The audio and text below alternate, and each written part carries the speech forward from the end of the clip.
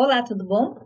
Hoje nós vamos falar sobre os 7 erros mais comuns que ocorrem no processo de execução da dissertação de mestrado.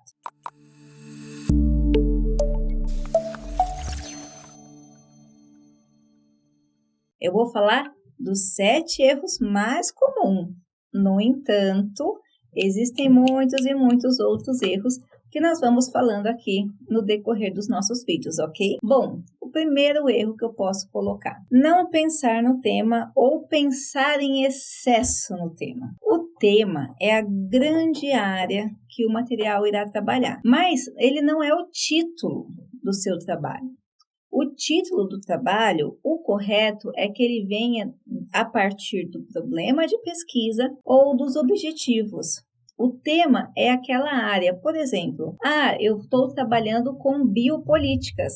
Então, o grande tema da minha dissertação ele gira em torno de biopolíticas e comunicação e forma de interpretação daquela comunicação. Meu título é outra coisa.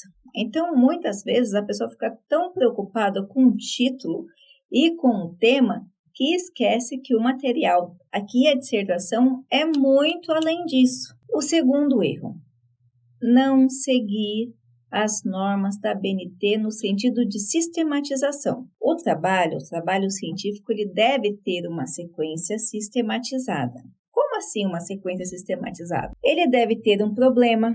Então, para que existe o seu material? Ele existe porque ele quer responder ou tentar responder ou discutir um problema. Aí, depois desse problema, você vai ter os objetivos. Da onde que vem esses objetivos?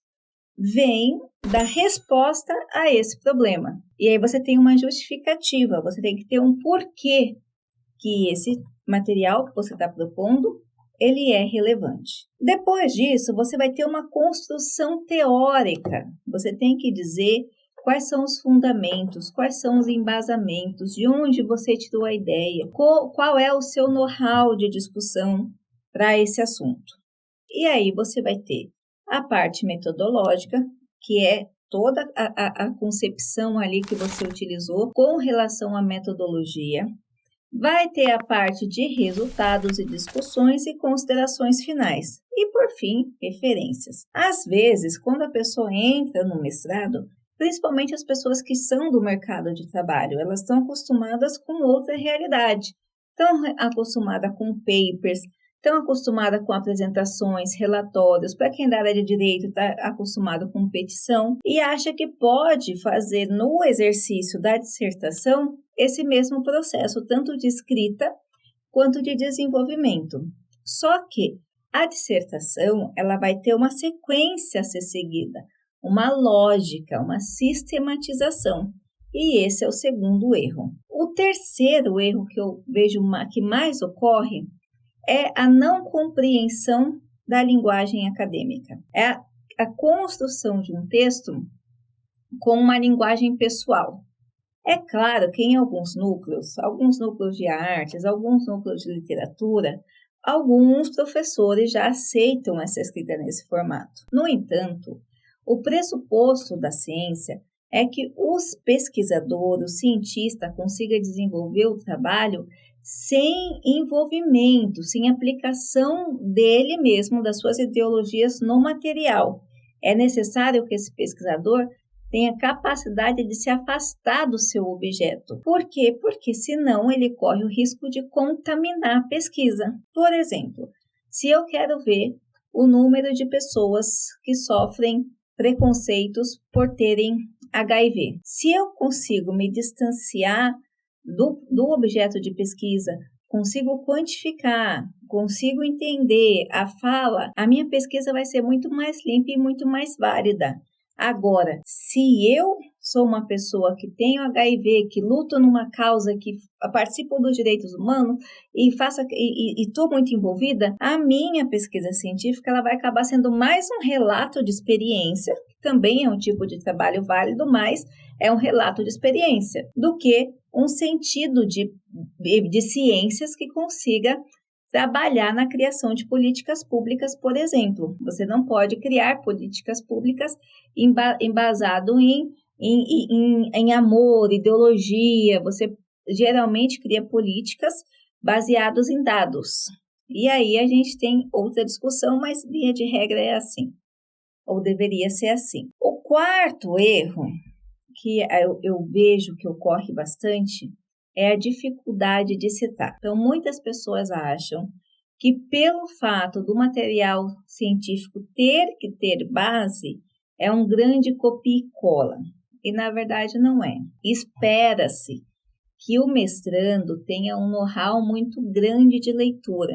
E na medida que você vai lendo, você vai construindo o pensamento, você vai encontrando argumentações críticas, formulando uma teoria crítica de argumentação. O que ocorre?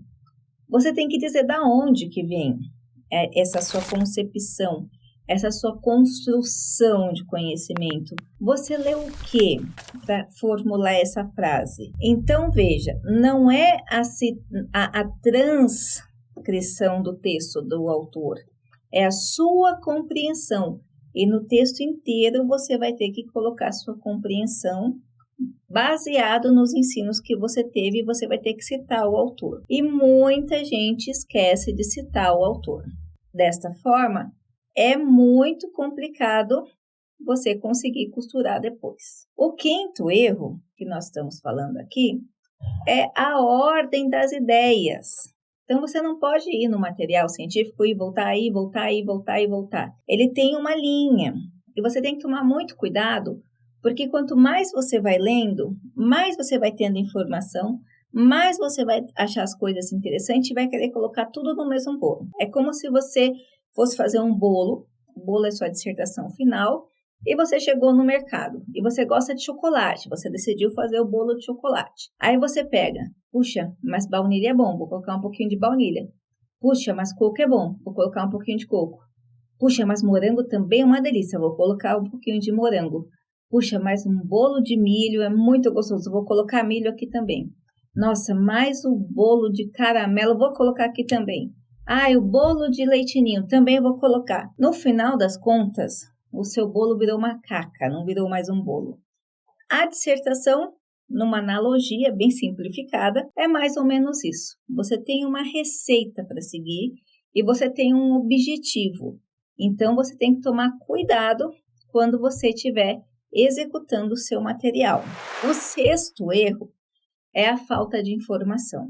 Infelizmente, muitas pessoas entram no mestrado por causa do título e não pela experiência da ciência. Acaba que não aproveitam. Uma vez eu fiz uma consultoria e neguei, inclusive no final o aluno ficou bem bravo porque eu falei que não ia mais atendê-lo, porque ele fez um mestrado e um doutorado baseado inteiro em vídeo do YouTube. Ele nunca pegou um livro para ler. E na época ele era um aluno de ciências da religião, o tema dele exigia autores como Durkheim, por exemplo.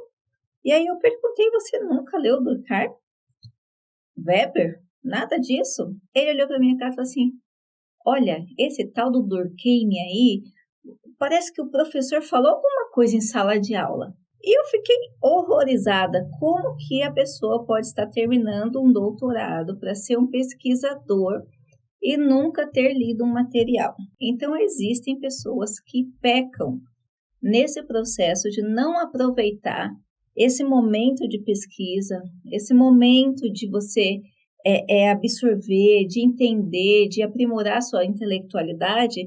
Então, você não tem know-how para colocar no papel. E se você não tiver know-how, se você não tiver conhecimento, fica bem difícil você fazer um trabalho decente. O sétimo erro é a dificuldade de apresentar os resultados, principalmente para quem trabalha com pesquisa aplicada. Existem pessoas, principalmente da área de exatas, que eles trabalham com números e tabelas. Então, eles apresentam as tabelas e acham que todo mundo já conhece as tabelas e aí quer discutir e não sabe como discutir. O que seria a discussão dos dados? Primeiro, você tem que colocar os dados que você encontrou no seu estudo e trabalhar bem com esses dados, apresentar para o leitor com uma ideia que ele não sabe o que está acontecendo. E a partir dessas partes, desses bloquinhos, que do jeito que você apresentar, você vai discutindo passo a passo os seus resultados. Por fim, a dica, né, que eu quero deixar para vocês são as considerações finais. Considerações finais nada mais é do que você resgatar seu problema, resgatar seus objetivos e ir respondendo em formato de texto, não deixando de se atentar para dificuldades das pesquisas ou limitações da pesquisa e indicações para estudos futuros, tá certo? Eu espero ter ajudado. Não se esqueça de deixar seu like e se inscrever no canal. Um abraço e até a próxima!